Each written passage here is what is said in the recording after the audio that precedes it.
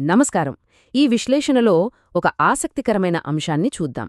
ఇంటి పెరట్లో మల్లెలు, గులాబీలు బుట్టలుగా విరగబూయాలన్నది మనందరికీ ఉండే పెద్ద కోరికే కదా. ఆ పచ్చటి ఆకుల మధ్య గుత్తులుగా తెల్లటి మల్లెపూలను చూస్తే అబ్బా, ఆ ఆనందమే వేరు. ఎలాంటి రసాయనాలు వాడకుండా కేవలం సహజ పద్ధతుల్లో ఆ అద్భుతాన్ని ఎలా సాధించాలో ఈ విశ్లేషణలో వివరంగా తెలుసుకుందాం. అయితే అసలు ఈ మల్లెపూలు విరగబూయాలంటే మనం ఏం చెయ్యాలి? సాధారణంగా మనం వాడే వస్తువులతోనే ఇలాంటి అద్భుతాలు సృష్టించవచ్చు అన్నది ఇక్కడ అత్యంత ఆసక్తికరమైన విషయం. పెద్ద పెద్ద నర్సరీలో చేసే ఖరీదైన ట్రీట్మెంట్స్ అస్సలవసరం లేదు. కేవలం మన వంటగదిలో దొరికే అత్యంత సాధారణ వస్తువులతోనే మొక్కలకు కొత్త జీవం పోయవచ్చు. అదేంటో ఇప్పుడు చూద్దాం. విభాగం: అద్భుతమైన పూల మొక్కల పెంపకం. సరే, ఇక నేరుగా విషయంలోకి వెళ్ళిపోదాం. అసలు ఏ పూల మొక్కకైనా సరే అది ఆరోగ్యంగా పెరిగి పూలు పుయ్యాలంటే ముందుగా కావలసిన బేసిక్ అవసరాలేంటో చూద్దాం. ఎందుకంటే పునాది గట్టిగా ఉన్నప్పుడే కదా మిగతా ప్రయత్నాలన్నీ అద్భుతంగా పనిచేస్తాయి. ఏ మొక్కలైనా బాగా పుయ్యాలంటే ముఖ్యంగా 3 విషయాలు తప్పనిసరి. మొదటిది, పూత సీజన్ అయిపోగానే ఆ కొమ్మలను కత్తిరించడం, అంటే ప్రూనింగ్ చేయడం. ఇక రెండవది, మొక్కలకు తగినంత సూర్యరశ్మి తగిలేలా చూడటం. మూడవది, నెలకోసారి ఏదైనా ఆర్గానిక్ ఎరువు వేయడం. ఇవన్నీ మొక్క ఆరోగ్యానికి ఒక స్ట్రాంగ్ బేస్ ఇస్తాయి. కానీ కేవలం ఇవి మాత్రమే సరిపోవు. ఆశించిన స్థాయిలో పూల గుత్తులు రావడానికి ఒక స్పెషల్ పోషణ కావాలి. విభాగం: శక్తివంతమైన ద్రవ ఎరువు. ఆ అసలైన సీక్రెట్ అంతా ఒక అద్భుతమైన లిక్విడ్ ఫర్టిలైజర్లో దాగి ఉంది. ఇది బయట మార్కెట్లో వేలు ఖర్చు పెట్టుకునే కెమికల్ అయితే కాదు సుమా. మన వంటగదిలో ఎప్పుడూ ఉండే, చాలా తక్కువ ఖర్చుతో తయారయ్యే స్వచ్ఛమైన మిశ్రమం. అదేంతో తెలిస్తే నిశ్చంగా ఆశ్చర్యపోతాం.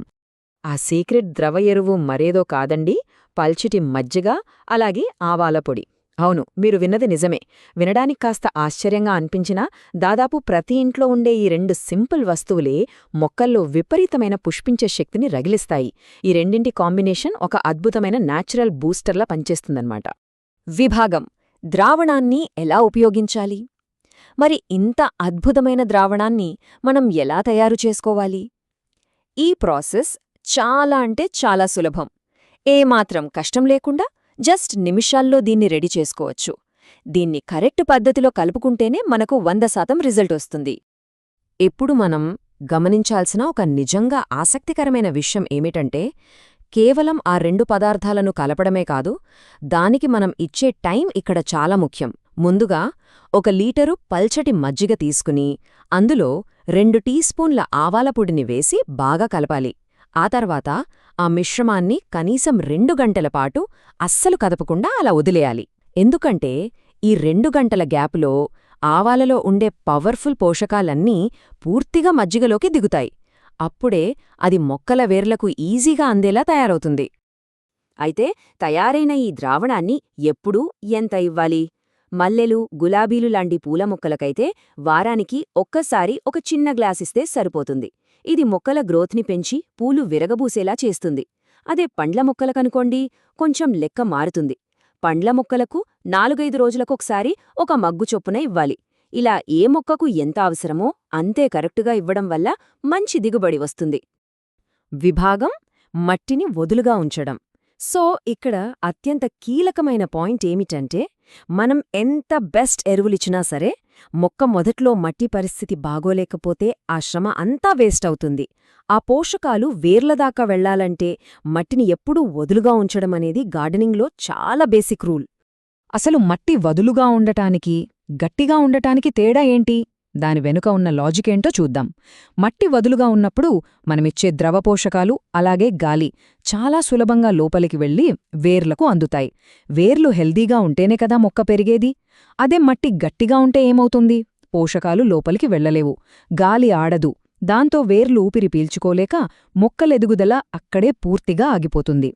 అందుకే మన గార్డెన్లో ఎప్పటికప్పుడు మొక్కల మొదళ్ల దగ్గర మట్టిని ఒక పదునైన పనిముట్టుతో వదులు చేస్తూ ఉండటం ఒక మంచి అలవాటుగా మార్చుకోవాలి. ఇలా చేస్తేనే మనం ఇందాక చెప్పుకున్న ఆ మజ్జిగ, ఆవాలపొడి మిశ్రమం నేరుగా వేర్ల వ్యవస్థను చేరుకుని వెంటనే అబ్జార్బ్ అవుతుంది. ఇలా కరెక్ట్ గాలి, కరెక్ట్ పోషణ తోడైతే ఇక మొక్కల ఎదుగుదలను ఎవ్వరూ ఆపలేరు. ఈ మూలాధారాల్లోని సమాచారాన్ని బట్టి ఒక విషయం చాలా స్పష్టంగా అర్థమవుతుంది. ఈ పద్ధతులన్నీ మన ఇంటి పెరటి తోటలకు ఎంతగానో సూటవుతాయి. అసలు ఖర్చు లేకుండా చాలా సింపుల్గా ఫాలో అయ్యే ఈ ట్రిక్స్తో ఆరోగ్యకరమైన మొక్కలను, లెక్కలేనన్ని పూలను మనం పొందవచ్చు.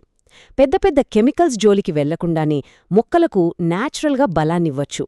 మరి ఇంత తెలుసుకున్నాక ఈ అద్భుతమైన మిరాకిల్ సొల్యూషన్ను మన గార్డెన్లో ముందుగా ఏ మొక్కకు ఇవ్వాలన్న ఆలోచన వస్తోంది కదూ. ఈ చిన్న చిన్న చిట్కాలను వెంటనే ఆచరణలో పెట్టాలన్న ఉత్సాహం రావడం ఖాయం. ఈ విశ్లేషణ మనందరికీ తోట పనిపై ఆసక్తిని మరింత పెంచుతుందని, అలాగే ఎలాంటి ఖర్చు లేకుండా మన చుట్టూ ఒక అందమైన పూల వాతావరణాన్ని సృష్టించుకోవడానికి మంచి స్ఫూర్తినిస్తుందని ఆశిద్దాం.